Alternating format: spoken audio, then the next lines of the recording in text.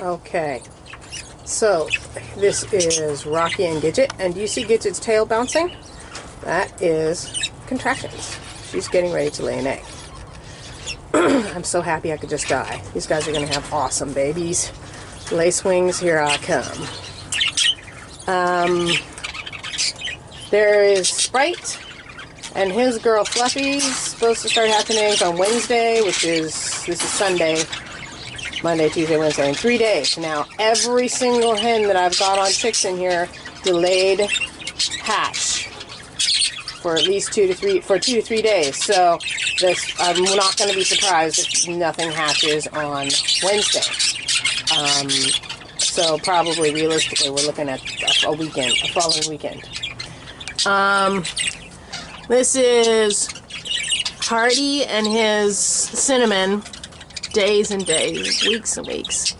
I'm going to pull out Cinnamon and examine her. If she doesn't have a serious egg bump, I'm going to pull these two because they've been in here for over a month now and nothing's happening. And I do have another pair that I can put in here. This is Verde and Hedwig, whom you can see are inside the box. Hedwig's cranking out eggs. I think she's up to 3 or 4 now. But we won't be looking because I like my fingers. This is Jester and Sky, and Sky's eggs are looking solid, so I'm hoping for fertility here. She's on 4 eggs. These eggs are due to hatch on the 31st. You know what, I did that wrong. Fluffy's eggs are due to hatch on Tuesday the 30th. These are due to hatch on Wednesday the 31st. Again, everybody delayed a couple of days, so I wouldn't be surprised if we don't get anything until closer to next weekend. I have high hopes, and one of the reasons I have high hopes is because old Sparky here has a baby. Now they were due to start hatching on the 23rd, and we are on the 28th, so this is 5 days late. And I'm not going to show you because I just peeked in there, and this baby is just fresh out of the egg. So I want to leave Kelly in there to take care of it. Now, remember, I did a switcheroo on them and stuck an egg in there that wasn't there. So just because we got one chick doesn't mean that there's fertility here. We have to get a second one. But there's 4 more eggs in there, and she's sitting on them, so I'll wait. There is Razzle, and his Lilith is on... How many eggs you got in there now? She's on... Let's see. 3. Okay. There is Beryl, and his Rainbow is on... She's not gonna let us see. What you got in there, Miss Thing? She says, go away. All right, I'll leave you alone. I'll find out tomorrow. I think there were 2 last time I looked. And here's old Kobe, who apparently has found favor with his lady, and he's doing all of his stuff. That's really interesting to know, behaviorally, that if I got a hen with a male that's being unresponsive, she can be on the brink of laying an egg, and I can switch males on her, and she'll take it.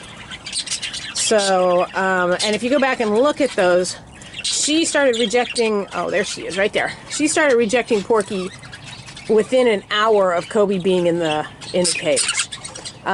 Porky used to dive into the box to get away from Kobe and take a nap, and she stopped letting him come in the box. She blocked him. And he'd go halfway in and then back out again. And so I know that's what she was doing. There she is. Oh, isn't she a pretty girl? You got lots of pretty eggs in there? Let's see what's happening. 5. Wow, all solid too. We'll take it. Okay, that's enough. You can stop now. I'm so happy. This could be a good pair. As you can see, he's significantly smaller than her, but he has a nice shape and great feather, which is the 2 things that she lacks. She tends to be too scrawny, and her feather kind of sucks, but she's tall. She's my second biggest bird at 84 grams, so there's big possibilities there. Okay, so let's look at what's happening here. Here's Stratus. Hyacinth is still sitting on 2 babies. I checked her last egg and it was pure liquid inside, so I took it. So we're sticking with 2. Her biggest baby is 9 days old, and I banned a lot of babies at 9 days, but he has little tiny feet. So I'm going to give him another day or 2 because Hyacinth is one of those rare hens that does not like the bands on her baby's feet and tries to pull them off. So I end up banding her babies like 4 times. So I'm going to wait until that baby's feet are a little bigger and the band will stay on. Here's Bubba. His original twins are fat and sassy and growing. There's a third smaller baby in there. I'm not sure whether it hatched 2 or 4 days afterwards. I think it was 2 days after the twins. And then 4 days after the twins, we got a chick that didn't make it. I managed to, I have to actually sit here and wait for Breezy to come out of the box. And then I wave my hand over at the other end of the cage. So she looks at that, and then I open the box with my other hand. It's quite a juggling feat to see what's going on. So I just did that. But anyway, I did that the other day, and it was 4 days after the twins hatched, and there was a chick half in and half out of the egg, and it died that way. Later, she came off the nest. I pulled it out and looked at it, and either it hatched too soon or there was something deformed about it, because there was still a big chunk of yolk in there, and I couldn't really find its head. So something was up with that. She is still sitting on 1 more egg, which I am leaving with her. This is Razzle and Matilda with their one giant baby who has his band on now, and their one teeny tiny baby who's 10 days younger. And I've been whittling through the remaining eggs because I opened the box and found that she had kicked an egg off into the corner of the box. That means she's rejected it. So I pulled it out and looked at it, and indeed it was completely dried out. So I started checking her other eggs. She had 3 more left, and 2 of them were just liquidy gooey inside, so they were rotting. And 1 of them was solid. So I left the solid one. And so she's sitting on giant baby, little teeny tiny baby, and 1 egg. And that little teeny tiny baby is fat and sassy. She is not missing taking care of him just because his brother's bigger. So there we are. We may get a 3rd chick out of there, we may not. Okay, look at you.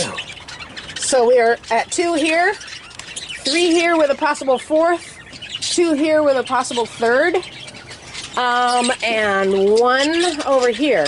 So what happens next is of utmost importance, because I'm basing what I'm doing with my next set of breeders on what happens between Sparky's fertility and Jesper's fertility, okay? These 2 started breeding again within a few weeks of getting that calcium treatment that made everybody sterile. So I'm checking to see if they were fertile yet. So we got 1 live baby out of there. If we get a 2nd one, that means Sparky has fertility. Had fertility all the way back then. So that would be great news. I'm excited that we just got 1. I'm interested to see how this, if this is the planted egg, it's Cloudy and Cloudy bred to Morel and Matilda's grown baby boy, who's a violet, and Cloudy is a cinnamon spangle sky blue with incredible feather. So this could be end up being an interesting little baby. The reason I'm not going to keep Cloudy and that little male together is because he's rather low quality. He's not very big. He has a nice body shape, but his feather is terrible and he's not huge. So, and Cloudy is very small. So if I'm going to breed her to get that beautiful feather of hers, I need a bigger male. So anyway, I'm looking for a 2nd chick in the next few days. If I get one, I go straight into the kitchen and put a nest box on Scruffy and Luscious's cage. If I don't, then I don't. And I wait another week and see what happens with him. If he was fertile, and their eggs start, and we get some babies out of these 2, then again, it will be time to put a box on the birds in the kitchen. If not, they don't get a box. So that's that. So on Hardy and Cinnamon, This hen has just been a terrible beast. She's rejected so many males. She finally likes this one. I believe they're breeding. I haven't actually seen it, but he certainly has the energy and the warble and stepping on her wings and the whole thing. But she's in the box, but she's just not doing anything. So I'm going to pull her out and check her. And if she doesn't have a significant egg bump, I'm going to pull her and put both her and him into the big flight with the bonded pairs and let them sit for a while and circle back to it again. Why? Because Cinnamon, in spite of being homely, is a pretty good sized female bird. This guy is not huge, but he has nice feathers. He has a big square head and poofy. So it's feasible that I could get a decent chick out of these two. And I'm always looking for ways. See, he has a nice mask and all that, big square head. She lacks that, but she has the size. So I'm always looking for a way to increase my gene pool. So these two aren't, neither one of these are super high value, but if I could get a decent chick out of them, I would add it to my gene pool to make sure, to help me prevent inbreeding. So that's what I'm going to do. I can't tell you how happy I am that Bubba and Breezy have 3 viable babies, and, you know, there is one more egg, and it could hatch anytime in the next few days. I haven't checked it, so I don't know if it's dried out or rotted, but she's good. I mean, she's had 4 for 4 hatch, although one of them had something wrong with it. That's still a lot of fertility there, so I'm happy about that. And these two, look at them, lovey-dovey. 2 fat little chicks in there. I'm kind of sad the 3rd egg was empty, but you know, I'll take what I can get. It would be better with this pair if I got, well, it doesn't matter. I'll be able to use their babies for my breeding program no matter what. I'd love to get 1 dilute and 1 split to dilute, like their parents, but I don't get to pick, and they will be what they are. In fact, that older chick is starting to get some down, and dilute babies will have white down, and normal babies will have gray. Let's see. Actually, it looks pretty white to me, but it's a very light. It says a very light covering it down, so I'll be able to tell more in a couple of days. All right, excitement. I'm so thrilled that they have a baby. Give me 1 more so I can keep my breeding program going. You're giving me information, mister. Okay, ta-ta.